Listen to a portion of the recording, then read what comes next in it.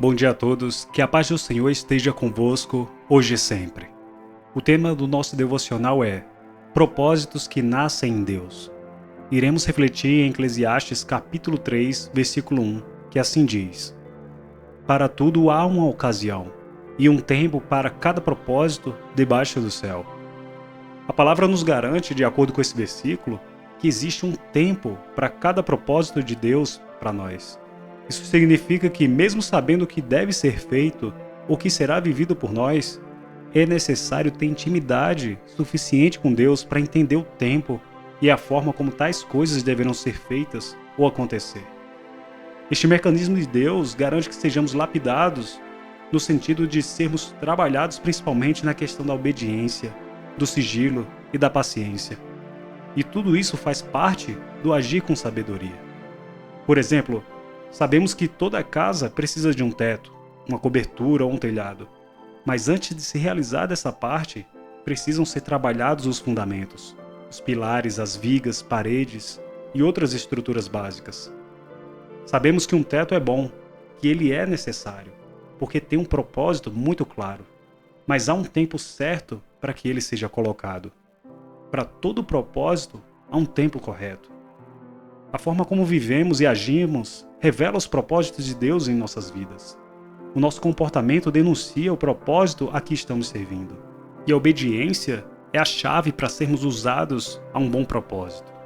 Apenas os que abandonam o pecado e se submetem à autoridade de Deus podem ser chamados de servos úteis e dedicados, porque eles vivem um verdadeiro e bom propósito. Vejamos o que Timóteo 2, versículos 19 ao 21, nos falam sobre isto. Mas o firme alicerce que Deus colocou não pode ser abalado, e sobre esse alicerce estão escritas estas palavras: O Senhor conhece as pessoas que são dele. E também, toda pessoa que diz que pertence ao Senhor precisa abandonar o pecado. Numa casa grande não existem somente vasilhas de ouro e de prata, mas também de madeira e de barro. Algumas são para ocasiões especiais, e outras para todos os dias. Quem se purificar de todos esses erros de que tenho falado será usado para fins especiais, porque é dedicado e útil ao seu mestre e está pronto para fazer tudo o que é bom. Até para as pessoas e nações que desagradam a Deus há um propósito. O fato de Deus suportar certos comportamentos, permitir que certas coisas aconteçam, não anula a destinação a que esses indivíduos estão se encaminhando. A palavra nos diz em Romanos 9, versículos 21 ao 24: Não tem o oleiro autoridade sobre a argila para fazer do mesmo barro um vaso para propósitos especiais e outro para uso comum? E se Deus, querendo mostrar sua ira e tornar conhecido o seu poder, suportou com grande paciência os vasos da sua ira, preparados para a destruição?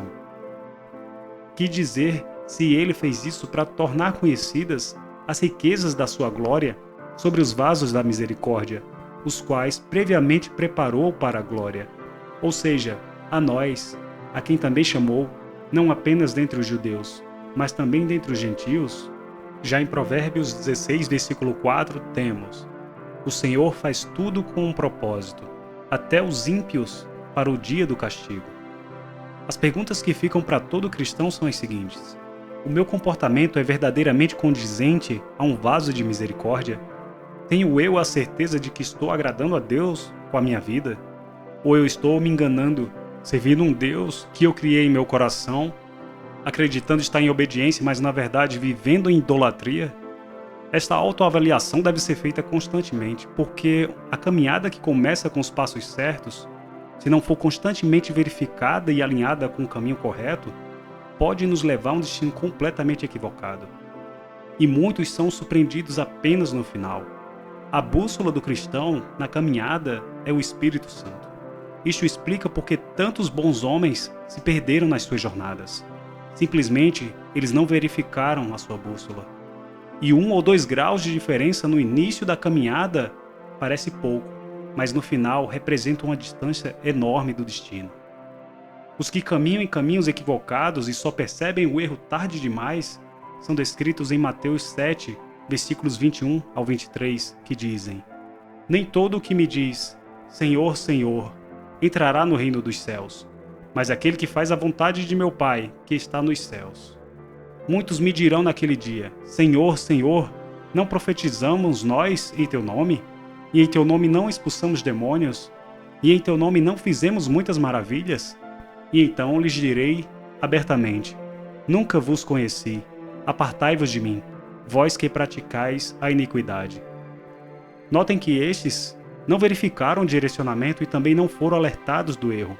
Ou se foram, não tiveram discernimento espiritual suficiente para notar os alertas. Toda grande obra precisa de um engenheiro ou um arquiteto.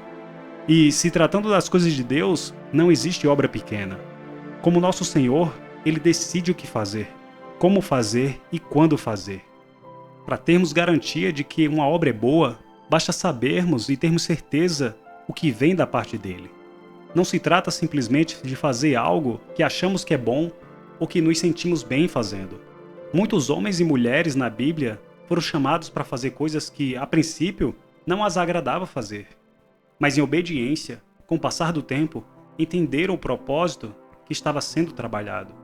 A medida e a velocidade da revelação dos planos de Deus aparentemente sempre esteve relacionado a medidas de fé e obediência. Deus é o planejador das boas obras e não adianta tentarmos inverter os papéis, planejando e esperando que Deus execute a obra. E isto está escrito em Efésios 2, versículo 10, que diz: Porque somos criação de Deus, realizada em Cristo Jesus, para fazermos boas obras, as quais Deus preparou antes para nós as praticarmos. Em Jeremias 29, 11, temos: Porque sou eu que conheço os planos que tenho para vocês, diz o Senhor, planos de fazê-los prosperar e não de causar dano, planos de dar a vocês esperança e um futuro. As nossas funções e objetivos são dados por Deus para a execução da sua obra. Não adianta nos apressarmos em criar propósitos onde Deus não falou que lá eles estão. Se não formos pacientes para esperar Deus nos direcionar, podemos estar gastando tempo e recursos investindo em algo que Deus não nos pediu para fazer, em dado momento ou de certa forma. Em Efésios 4, dos versículos 11 ao 16, temos: E ele designou alguns para apóstolos, outros para profetas, outros para evangelistas, e outros para pastores e mestres, com o fim de preparar os santos para a obra do ministério, para que o corpo de Cristo seja edificado, até que todos alcancemos a unidade de fé e do conhecimento do Filho de Deus, e cheguemos à maturidade, atingindo a medida da plenitude de Cristo. O propósito é que não sejamos mais como crianças, levadas de um lado para o outro pelas ondas, nem jogados para cá e para lá por todo o vento de doutrina e pela astúcia e esperteza de homens que induzem ao erro. Antes, seguindo a verdade em amor, cresçamos em tudo naquele que é o cabeça, Cristo. Dele todo o corpo, ajustado e unido pelo auxílio de todas as juntas, cresce e edifica-se a si mesmo em amor, na medida em que cada parte realiza a sua função. Deus tem propósitos para cada membro do corpo, e propósitos para o corpo como um todo, que é fazê-lo se erguer e caminhar em uma direção. A igreja avança quando os seus membros entendem as suas funções e as funções dos outros. E função está diretamente ligada aos propósitos de Deus. Deus determina o propósito, a função e os talentos para cada um, de acordo com seu propósito maior e com a capacidade de cada um. O homem plenamente consciente de estar no centro da vontade de Deus, ou seja, vivendo o seu propósito, tem confiança e se tranquiliza ao saber o que a palavra fala, em Romanos 8, 28, que diz: Sabemos que Deus age em todas as coisas para o bem daqueles que o amam, dos que foram chamados de acordo com o seu propósito. Em Gênesis 13, versículos 8 e 9, temos: Então Abraão disse a Ló: Não haja desavença entre mim e você, ou entre os seus pastores e os meus. Afinal, somos irmãos. Aí está a terra inteira diante de você. Vamos nos separar. Se você for para a esquerda, irei para a direita. Se for para a direita, irei para a esquerda. Já em Isaías 26, versículo 3, a palavra nos diz: Tu, Senhor, guardarás em perfeita paz aquele cujo propósito está firme, porque em ti confia. Que a nossa oração seja então, como está escrito em Salmo 119, versículo 27, que diz: Faze-me discernir o propósito dos teus preceitos, então meditarei nas tuas maravilhas. Oremos assim então. Senhor Deus Pai, que o nosso coração seja igual ao de Davi quando o Senhor o separou como rei, um coração de acordo com o teu. Meu Pai, queremos estar no centro da tua vontade, vivendo os teus propósitos, usando os talentos que o Senhor colocou em nossas mãos. Queremos ver, meu Deus, os frutos das boas obras que o Senhor preparou para nós, não apenas os frutos de obras que criamos em nossos corações. Queremos ser aquilo que o Senhor nos separou para ser. Queremos ser vasos de misericórdia, Pai, nas funções que o Senhor planejou para nós. Se necessário, nos reconstrói de acordo com a tua vontade, mas não deixe que sejamos vasos que se encaminham para a destruição. Que vivamos os teus propósitos da forma e no tempo determinados por ti, Deus. Em nome de Jesus. É assim que oramos. Amém.